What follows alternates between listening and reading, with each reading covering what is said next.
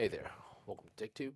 Today I'm going to show you how you can see who follows you in your threads profile from your PC. So just go on and open your preferred web browser and log into your profile from their website. So this is a home page, and well, it should look somewhat similar to yours, right? So what you need to do is click on the profile icon, which is on the left side of the page. It looks like this icon, right? Click on it and then click on the followers.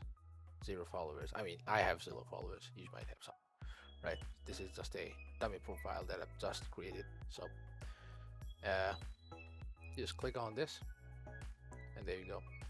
So who are you following? Right, I've just followed her, so she appears, or a profile that I followed appears on this tab, right? So if this profile followed me, it would be appearing in this tab. If this content helped you, make sure to like, share, and subscribe to the channel. Thank you.